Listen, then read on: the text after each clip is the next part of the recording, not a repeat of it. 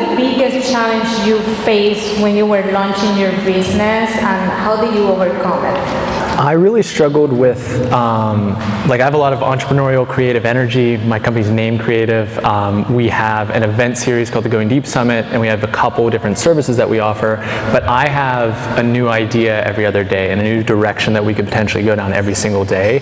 And so staying patient so that I can stay focused, because those opportunities will come, those other pathways will reveal themselves. But staying honed in on the goal in the short term that'll open up those opportunities in the future was difficult.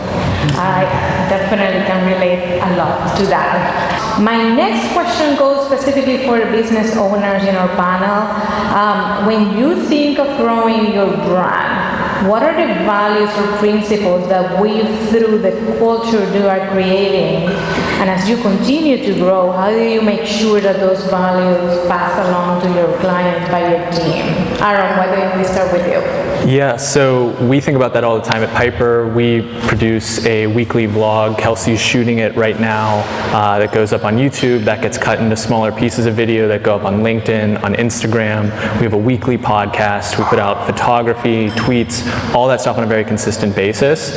And we really marry what we put out to a couple core ideas. Number one, we want to create things that educate our audience. We're not spending 30 minutes on our podcast, pitching our services, talking about ourselves, patting ourselves on the back. We're trying to uncover the interesting entrepreneur with an inspiring story from all sorts of different backgrounds and all sorts of different industries, and share that so that our audience can value from that experience. And similarly, because we're sharing so much of our own story, we really put transparency and kindness on a pedestal. The kindness is something that's not just going to be hopefully exemplified by me, but embodied by every single member of our team, and that'll be apparent by the stories that other people tell about working with us. And then from a transparency level, what you see is what you get. When we were a two-person co-founded agency working out of a Panera, we showed people that. We didn't act like we were big and tall and 40 people and BSing about where our roots were. We played it exactly as we were, and that authenticity, that degree of transparency sets an amazing foundation for trust with the clients that we've brought on. And the notion that you can't let anyone know that you're in the Panera and that's going to prevent you from getting a piece of business. Are there people that will disqualify you from? Absolutely. But the notion that no one would do business with someone in a Panera or wherever it is that you may be working, trying to not give all the free ads to Panera here, is really, it's important to recognize that, and it's that transparency that when we came and said, this is the best we can do, or this is the price that we think is fair, when you start at that place of deep authenticity, your clients know that you're telling them the truth. The question is, and this particular question I would like to give an opportunity for Jason and Aaron to give their thoughts from two different perspectives. Aaron, how do you keep from going to the wheels of just hiring the first person that comes to you and suffer from the warm body syndrome? Yeah, great question. Really important for business owners to get a handle on. And I see that in two kind of avenues. The first is we have a lot of pre-established relationships with people who are highly talented, and the conversation is there not that like, hey, if I come to you tomorrow with this role, will you take it? But would you be interested if we can make that work? Is that something that would be interesting to you? And we do that through talks at different universities where we connect with college students who might be approaching graduation. And then really the kind of flip side of that, the way that we fight the warm body syndrome is actually more about retaining the talented people that come to be a part of Piper. And I think that is really, if I can deliver one significant piece of value to everyone tonight, it would be the approach that we take to that, which is I don't see the people that make up the Piper team as cogs in the machine to approaching my goals. I can recite the goals and objectives and the aspirations of everyone on my team. So Hannah, the Chief Creative Officer who produces a bunch of the video production for our clients, she is a tremendous fine artist, and she has an art show next month, and every effort that we're making is towards her being able to spend 100% of her time as an artist. Interestingly, our Director of Operations, Tori Meglio, has two aspirations.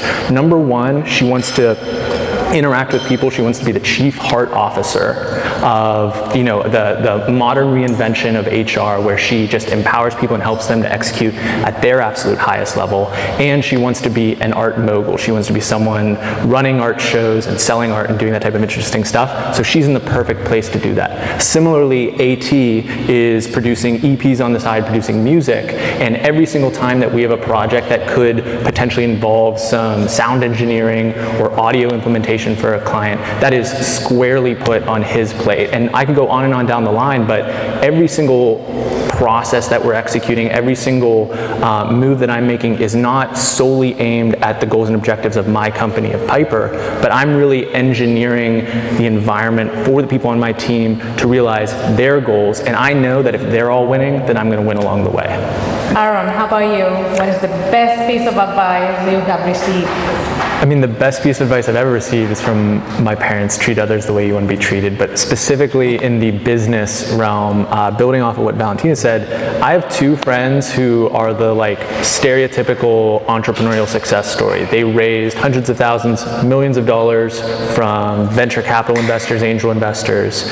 They had exits of multiple millions of dollars. And the number one thing they'll say in confidentiality to me is, I will never, ever do that again.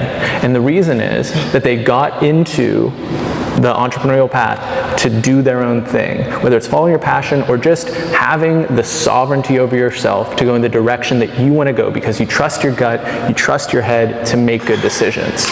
And if that's why you're here, if that's why you got into doing your own thing, recognize that that's not the solution, that's not the saving grace. The answer is, like Mark said, having customers who pay you for what you do. And when they pay you and you are running off of the cash flow of customers paying you for whatever it is that you're selling, that's when you are actually in the absolute best footing. And that's what everyone should be pursuing.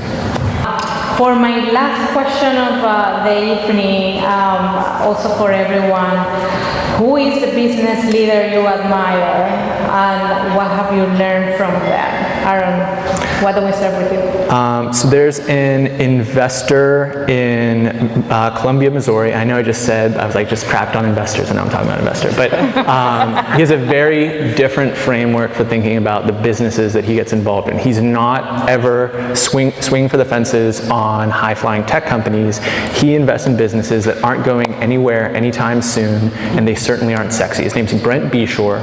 The firm is Adventures, and what he does is he invests in a company that digs pools, because he has a pretty solid suspicion that 15, 20, 30 years from now, people are going to still want holes in the water filled, or holes in the ground filled with water.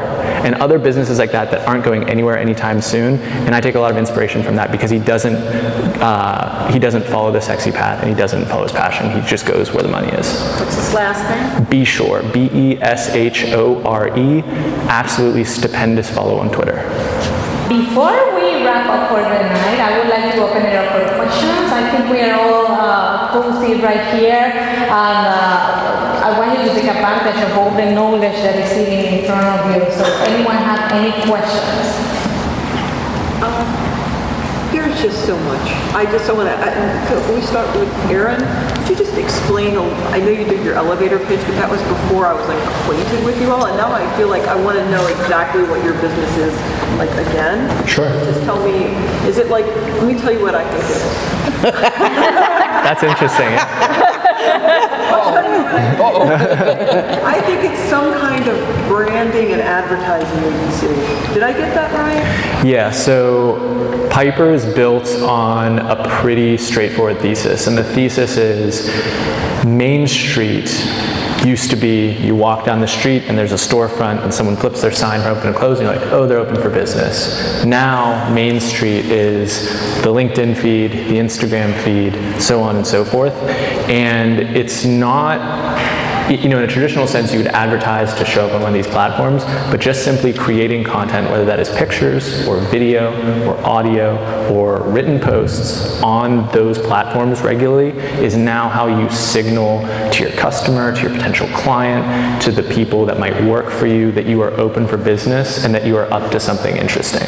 So how that pertains to us is we put a ton of video and other valuable stuff out on LinkedIn because we are a B2B business. We're helping other businesses create their pictures, their videos, and their audio. And so when they see us showing up there regularly, doing it well, the conversation that I have with a business owner, usually the first time that I sit down with them, isn't, so what are you up to? It's, man, I really like the videos that you do on LinkedIn. Could you do something like that for me? And whether it's helping someone else in a similar business or a greatly adjacent business, helping them storytell on those platforms, understand how to work that fancy camera in the back, how to understand how this lav mic works, how to understand how the appropriate audio system for your podcast works, when to publish it, yada, yada, yada, is our expertise. Awesome. Well, thank you, everyone, and thank you to our panelists today.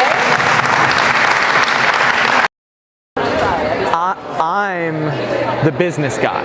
I go and I make sure the contract is signed, I make sure the invoice is paid, I, manage the feedback from the client so that it's like, delivered to her in the right way so that she stays in the flow, so that she has long, uninterrupted periods of creativity. Now, we both have equity in Piper, right? Say what? We both have equity in Piper. Right. She's not my employee, we're co-founders, and she has a substantial equity stake. Yeah. And there's three things that make that possible. Number one, I understand what I do well, she understands what she does well, and she doesn't want to do that stuff. She like because she trusts me, she's willing to go in that other direction. Yeah. But if I'm hearing from you that you like to make and design and create, and I do have a marketing background, but if I were completely honest with you, I would more or less be like your co-founder or your pure creative, because not to say that I can use my marketing background, and I think that it does have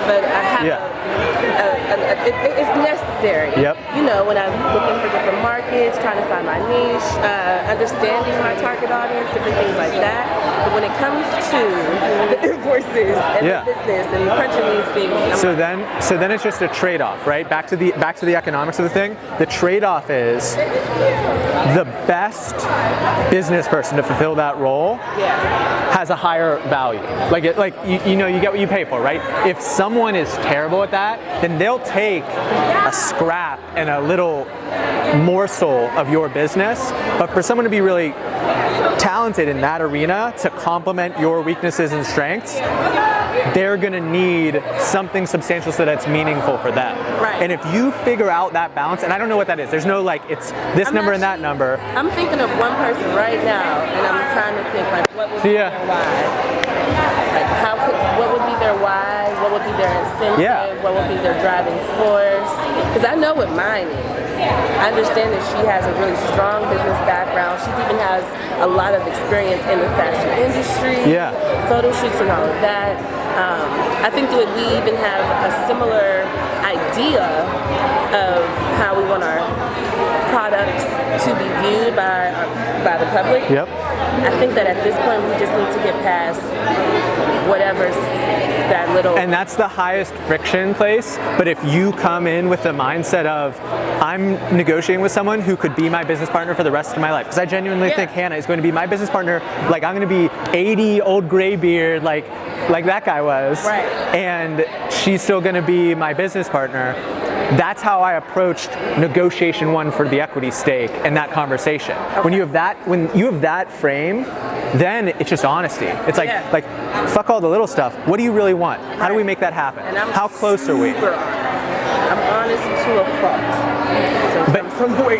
But you do that now, and then you find out very quickly whether or not this person is in or out. Because if your honesty doesn't fly with them, then that's not the person you want to be in business with anyway. And Hannah, I'm not saying I've cut out, but you understand what I'm saying. 100%. Build through so many people, just like the law of numbers. You go through so many numbers, and then you say, okay, that didn't work. Do I take it as a loss? No, I just use it as motivation to get to the right person. Totally. At least that's what I've been doing.